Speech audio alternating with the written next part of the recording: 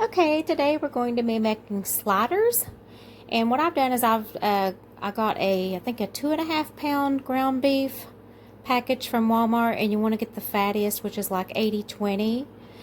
And then I've got some parchment paper, and it's marked with squares. And I have this laid out. It has a 1, 2, 3, 4, 5, 6, 7.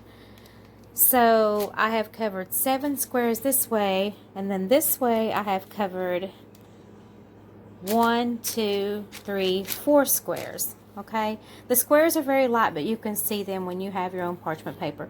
And so that leaves some room around the edges, because what I'm going to be doing is I'm going to be placing another piece of parchment paper on top, and then I'm going to take a rolling pin and I'm going to roll this out really thin.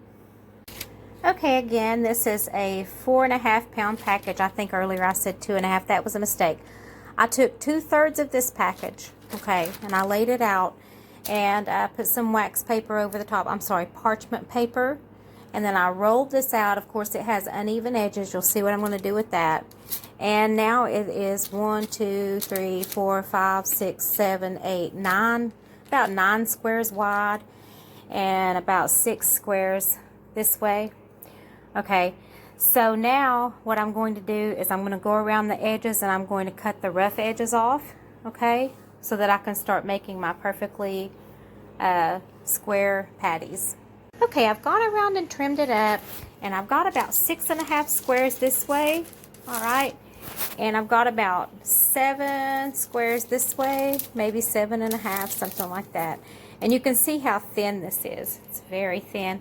I don't know how to show you how thin it is, but it's not quite as thin as the regular slider burgers, but it's pretty thin. So now I'm going to score this into 12 sections. I'm going to do 4 sections this way. Okay, I'm going to cut it down the center, and then in the center again, and the center again, and then I'm going to go in thirds here. I'm going to make 3 score marks. Okay, I don't know if you can see or not, but I cut it down the center first, and then I cut it in the center again here, and cut this in the center, and then I went this way. I went into thirds here. So I have 12 pieces now, and this is left over, and I'll do something else with that. Okay, after I did a very light score, I went ahead and made deeper cuts, being careful not to cut all the way through the paper, but you know, I just kind of gently sliced down this way instead of just raking it across and tearing the paper and all that. Another thing you don't want to do is you don't want to take this paper and you don't want to pull it, because when you do that, you're going to pull your burger apart. And in some places on the edges, I fixed my burgers just a little bit. I added just a little bit, okay, and just kind of glued a little extra meat on there, okay, and smushed it in, okay, because I had a couple that were thin around the edges, this one and this one. And now we're going to see how big these patties are. And at first you're going to say, oh my goodness, they're too big. But I promise you they won't be after they shrink, because this meat has a lot of fat in it, and so it's going to shrink quite a bit. So this is about 4 by, let me see here, I'm really bad at this, about 4 by 4, okay?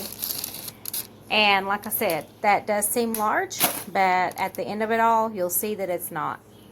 Okay, now I'm going to take the end of a chopstick, and I'm going to put a hole in the middle of each one of these, okay?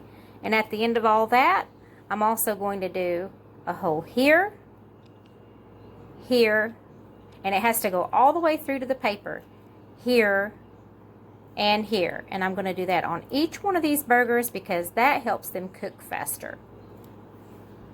Okay, I've already dimpled all of these, put holes in them, and I cut the end of this off, okay, and I slid these onto a cutting board. All right, it's barely big enough to hold these. So if you want to take like a piece of cardboard and cut it to, it would have to be at least 12 by 16. You actually should cut it a little larger than that.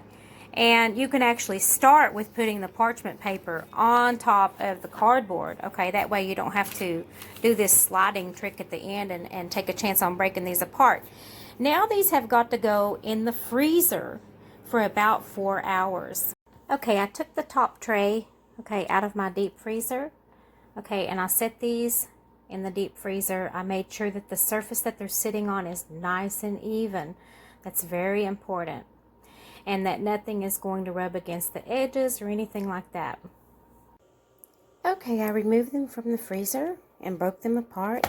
And what I'm getting ready to do now is I'm getting ready to stack them with this parchment paper. Like so. And then I will place them back in the freezer until they are ready to use.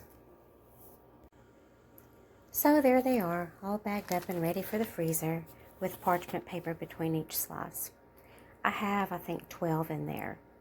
And I just have them stacked side by side. And there's a little bit of room in the baggie left. And so that's that. Okay, I'm going to melt a couple of teaspoons of butter. And once it's melted, I'm going to add some onions and then the meat. Okay, I also added about a tablespoon of peanut oil because peanut oil has a higher flash point. The butter is good for helping things to brown, and then the oil helps to keep it from burning. And so now I'm going to lay down some onions here. A pretty good amount.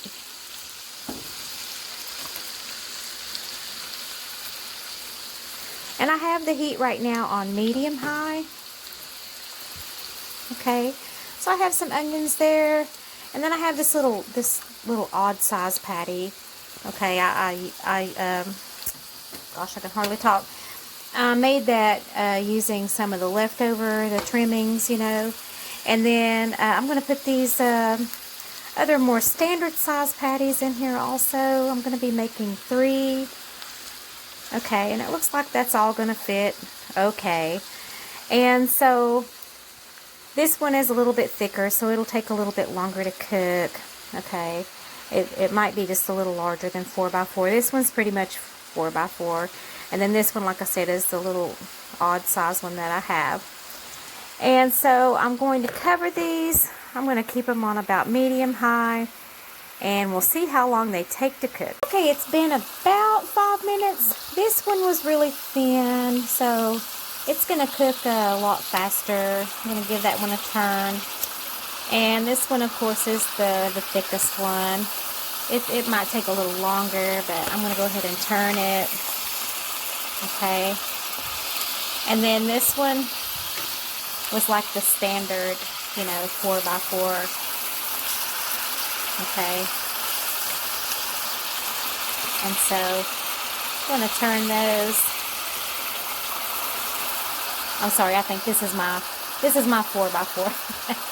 And these two were a little bit irregular size because, like I said, I made them using some of the scraps, you know, where I trim the edges and all that. But so here we go. We're going to let these cook a little while longer. I turned them after approximately 5 minutes. Now I've got some burger buns I want to use up. And so what I'm going to do is I'm going to take a bread knife. And I'm going to cut around the edges. And I'm going to make a square. And these are the ballpark burger buns. Okay. And so that's the buns I'm going to use for these sliders. So there we go, and these can be used to make something like bread pudding or croutons or whatever. You don't have to throw the scraps away. They're always good for something. Okay, these have gone about 5 more minutes, maybe 6, maybe 7, something like that. And as you can see, I drained off all of the excess oil, okay. And, of course, I mashed these. I made sure that there was all clear juices, no red or pink. Okay, and I turned them and repeated that process. And this 4x4 piece right here, it shrunk down to 3x3, okay? So, of course, your cheese is going to need to be 3x3, okay? And your buns will need to be about 3x3, okay? And, like I said, this one was a little irregular one that I made with the scraps when I trimmed off the edges and So is this one. My camera did something weird just then. And so now it's time to add the cheese.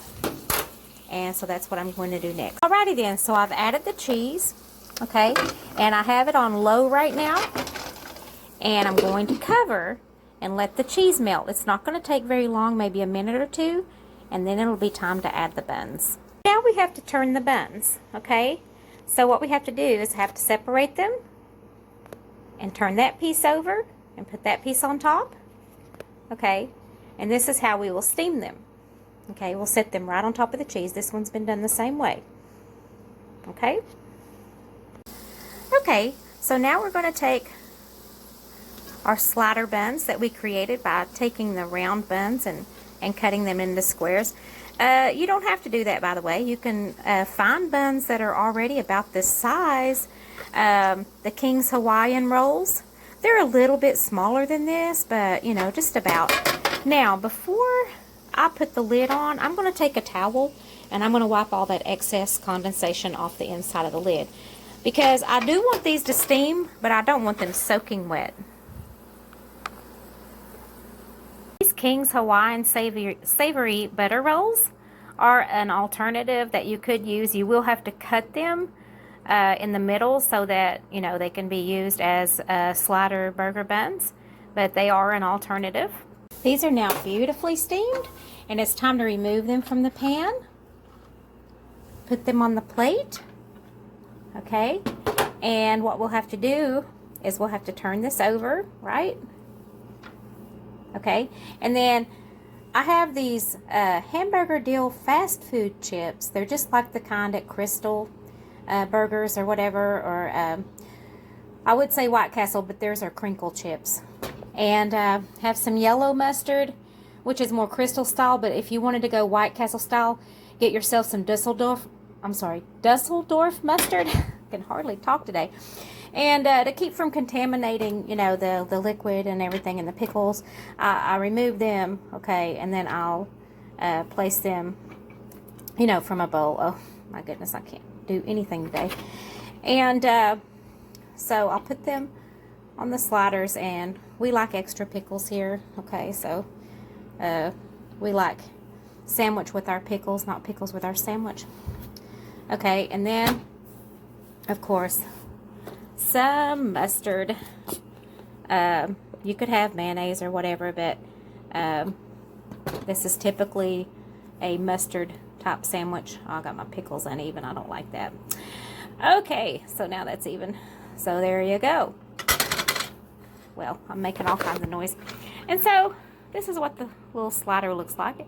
It's really nice. Now the meat is a little bit thicker, you know, than what you would find at Krystal or